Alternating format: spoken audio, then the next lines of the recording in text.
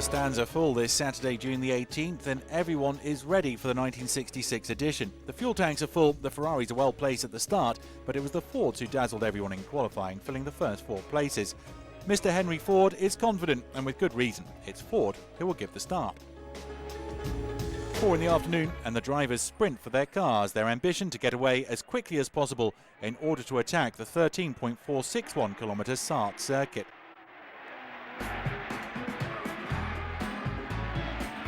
An average start for the leading cars, especially the yellow Ford 8 of Whitmore, that was very close to colliding with the Ferrari 20 and the Ford 1 of Miles. It's the Ford 7 of Muir and Hill that's leading through the S's in the forest. Behind them, the peloton is bunched together.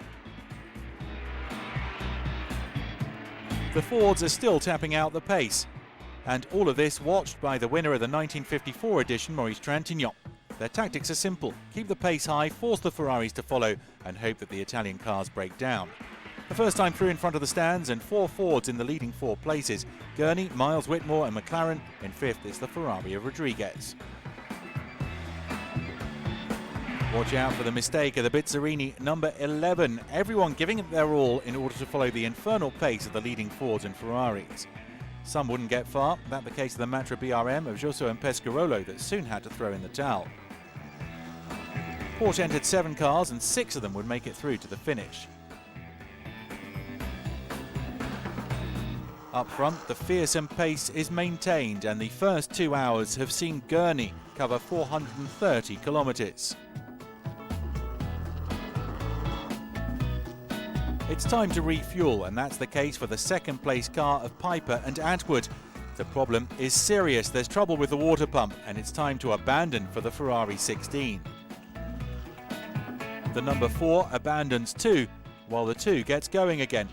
Under the eyes of Joe Bonnier, the Mark II of Whitmore and Gardner is out. Miles and Hume don't have such issues, and the 1 continues to run smoothly. At the front, the ferocious pace hasn't dropped at all.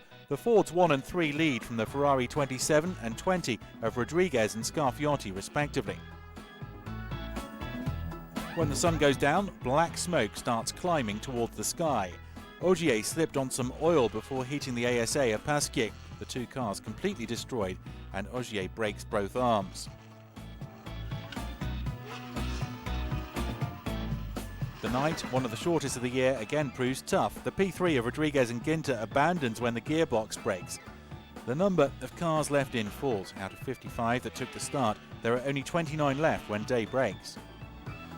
In terms of the overall distance category, of course it's Ford leading. The 2 of McLaren and Amon leads from the 1 of Miles and Hume. They're in the process of breaking all the records, while the peloton continues to decline in number. The Fords triumph, and the boss looks happy, but admits he was nervous right until the end. Victory now a mere formality for the firm from Detroit, despite a last-minute storm. Henry Ford asked the 3 drivers to come in at the same time. McLaren and Amon in the 2 waited for Miles and Hume in the 1. 2, 1, 5, the winning Ford trio in 1966.